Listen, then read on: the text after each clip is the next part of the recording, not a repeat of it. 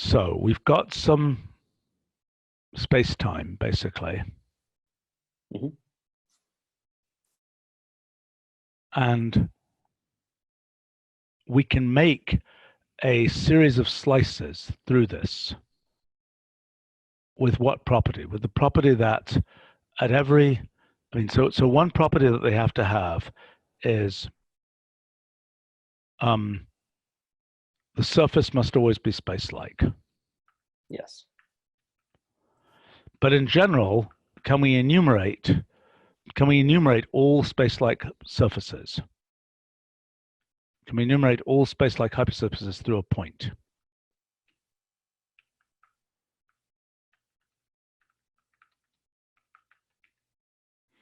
I'm pretty sure we can. I mean, you just go across from the light cones. I mean, like in a picture like this, it's pretty obvious where, consider a picture like this.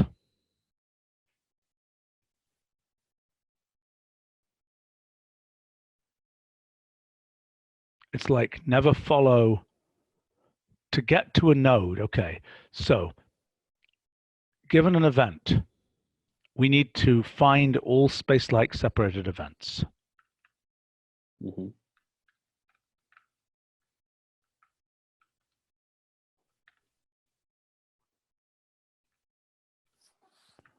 So those are things outside of the past or future light cones. Yep. And then the question is, can we find a sequence? Okay, can we find a foliation? Can we find a sequence of surfaces that eventually fill the space? That fill the space-time, but are always space-like. And I bet that that's one of these event horizon-like things, whether you can do that or not. Mm-hmm. Yes, it's a reachability question. Right. But so algorithmically, now what property does each individual hypersurface has the property? How do you define, I mean, normally you define a hypersurface by its dimensionality, but in our case, what's the more general way to define one of these hypersurfaces? Ooh, hang on, sorry, what do you mean you'd normally define it by its dimensionality? Well, I mean, you'd say it's a three-dimensional hypersurface, Mm-hmm. right? And that's because otherwise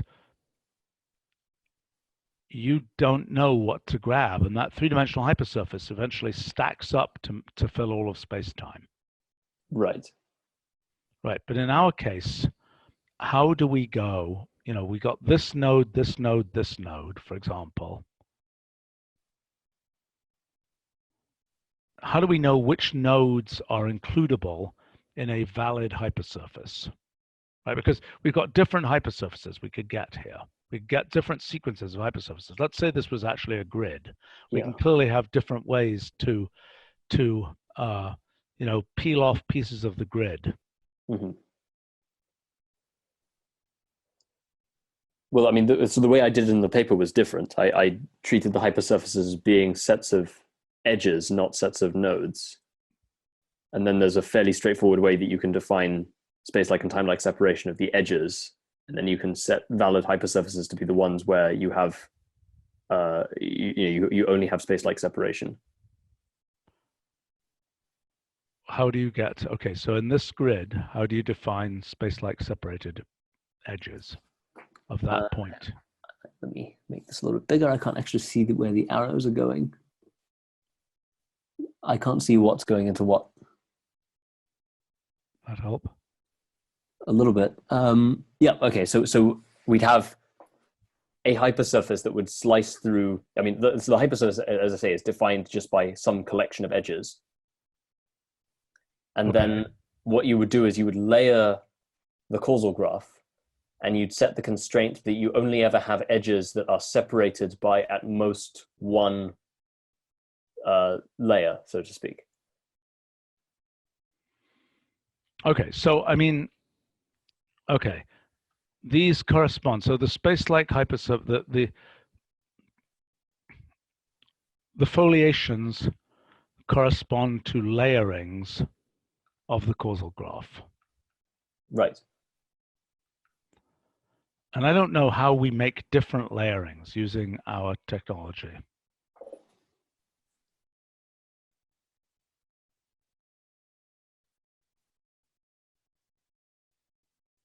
I mean, in other words, you can conceptually say, I'm going to make a different layering, but to actually do it, it's less obvious how that works, to me at least. Right. What does it mean that you have a layered graph?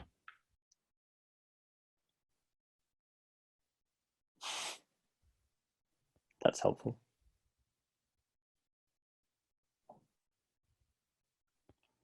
Yeah, that was rather lovely.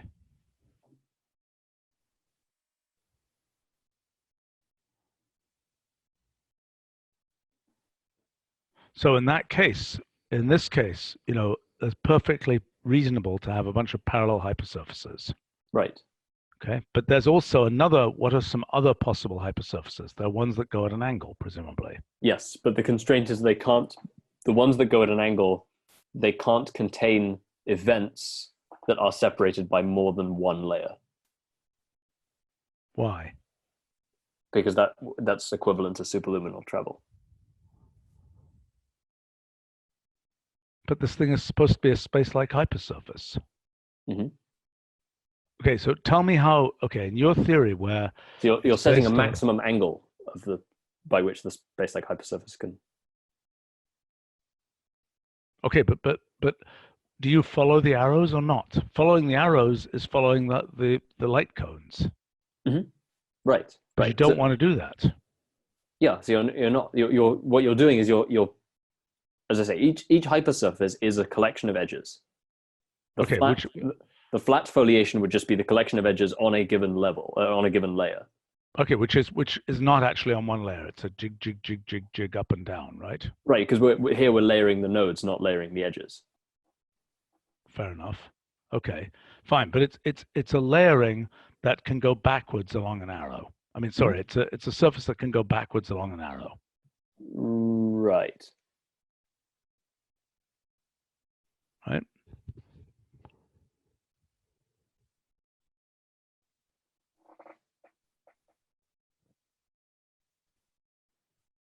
So, okay, but what we've got to do is now get,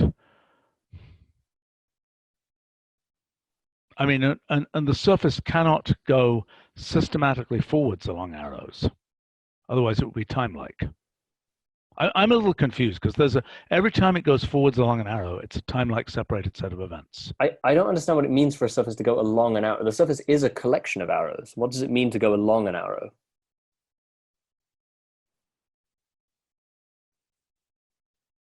Well, okay, which collection of arrows is it? Is it the arrows that are here, which include... So you say a surface is a collection of these... So for instance, all of those arrows there that separate the top two rows of vertices on the right, plus the three arrows coming out of that top vertex on the left, that would be a valid hypersurface, an initial hypersurface, I claim. Okay, so claim is that a hypersurface is a collection of edges. What is the interpretation? So these edges, i.e., a bunch of pieces of elementary light cones. Mm-hmm. Okay. Okay. So then you're saying there's a partitioning of this space. You're accounting for all the edges in the space by enumerating them in some way. Mm-hmm. It's an enumeration of edges in the space. Right. Foliation is an enumeration, is a parametrized enumeration of edges. It's a little odd that we're talking about edges. We just talked about events, and now we're talking about causal connections between events as being the things that we're really studying. Whatever, it's okay. Right. Okay. Well, it's because the events only give you the coordinate structure. They don't give you the geometry. What gives you the geometry is the edges, is the causal connections. Fair enough. Okay. So then what is an inertial frame? So an inertial frame is one where, so once you have these edges, or once you have this notion of collections of edges, you can essentially define a norm where, because the edges in effect tell you what things are space-like separated and what things are time-like separated. And so you can assign a negative value to the time-like separated things and a positive value to the space-like separated things. Okay. And then you can say, so then you can have some notion of local flatness by saying that everything is sort of locally space-like separated. And if the thing is globally flat, then we say it's an inertial frame. I don't understand that statement. So so for every set of edges, for every edge, you can assign an index number, which is its position in the foliation. Yes. Okay. So as we follow edges down, the time coordinate increases, and as we go across, space coordinate increases. Once we've tipped this picture. Right.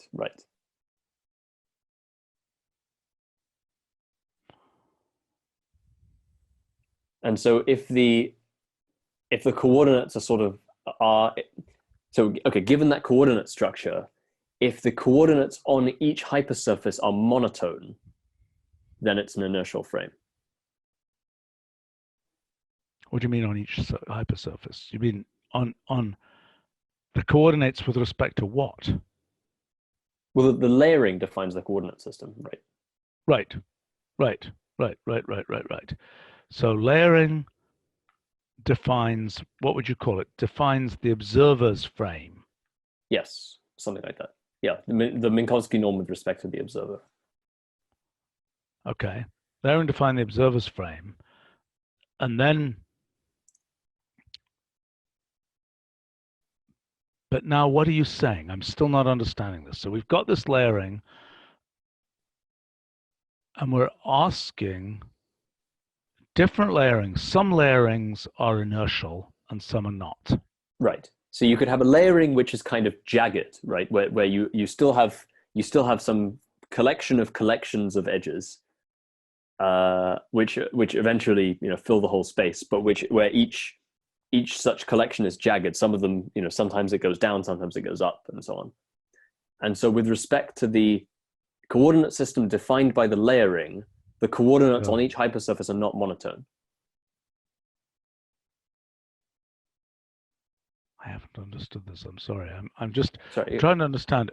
Given that you have a jagged thing through here, yes, how do you know anything beyond what your sort of traversal is through this thing? Do you get what I'm saying? I mean, in other words, who is the you in that sentence? The observer?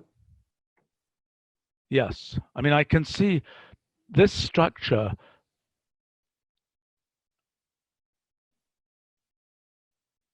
Yeah, you've got a causal network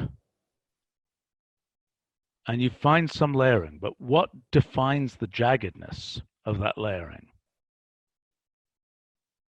Well, the layering itself isn't jagged. Layering could be jagged. It could be jagged. It's just got to fit together like jigsaw puzzle pieces. Right, but there's a layering, and then there's the definition of the foliation, and those are separate things. One is done with respect to the other. And it's jaggedness of the foliation that I'm talking about here, with respect to the layering. Wait a minute, isn't the layering is the foliation? The layering is assigning to every vertex a number. Right. I mean, there is a sense in which, I think there's a sense in which you can look at sort of the light cones that you get. I think you can look at, I think the way to think about this is you look at the relationship between these things in terms of light cones. And if the light cones are basically just going, if following the light cones takes you down, takes you sort of evenly through the foliation, then it's flat. If following the light cones does not take you evenly through the foliation, then it's not flat. Right, which is the same as saying that the time coordinate is monotone with respect to the foliation.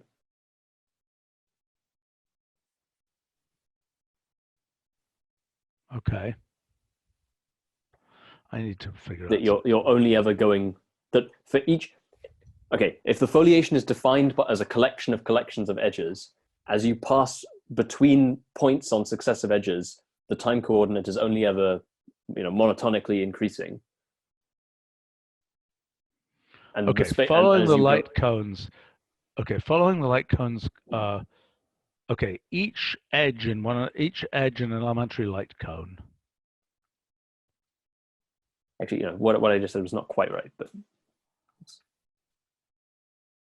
Is like maybe 1 unit of time, maybe. I don't think that's really right. It's not really right. It's like if you follow the elementary light cones, do the elementary light cones propagate, does following the elementary light cones propagate you smoothly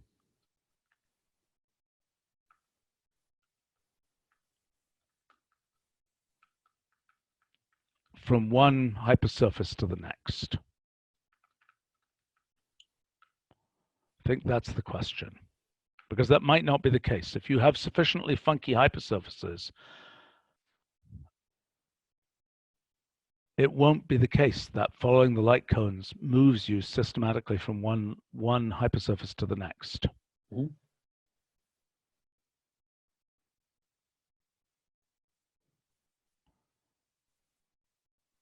And it will be nice to understand how that's related to curvature as defined by this growth rate of things. Right. So monotonicity of space-time coordinates is equivalent to local flatness in the Ricci scalar sense. Monotonicity. Why is that obvious? No, it's not. I mean, it takes about a page of algebra. Okay.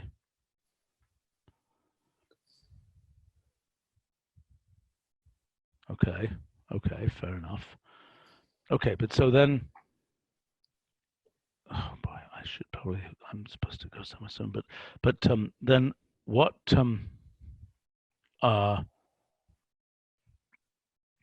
what are we saying here? The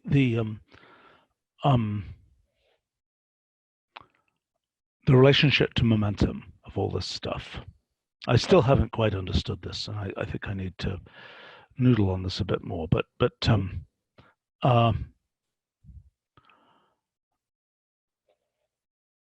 your claim is, I mean, it would be very bizarre if mass energy was purely a number of nodes density, but you think it might be. In simple cases, that seems to work.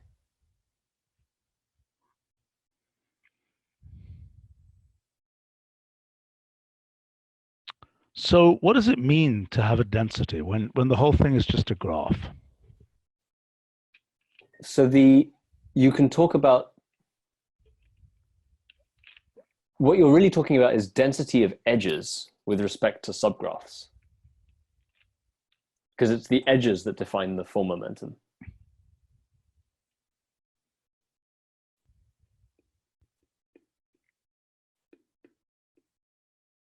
So you can say, a complete subgraph is the maximal density, the maximum momentum density. All right. So Jonathan's claim.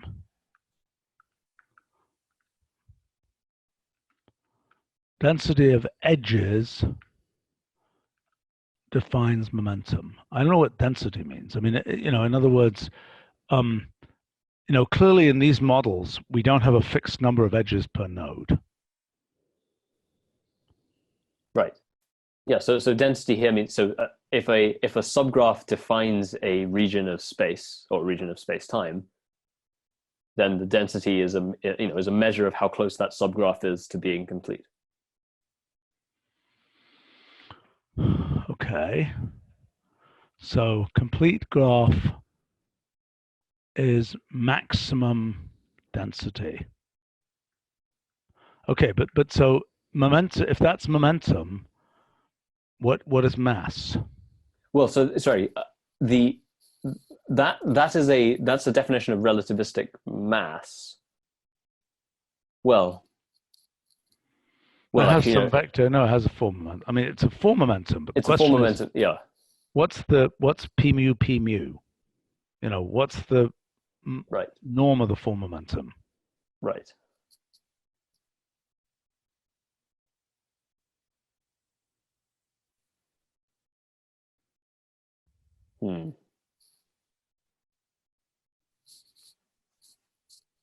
See, the question is that the problem that I'm having here is that the denominator in the density is a volume. Mm-hmm.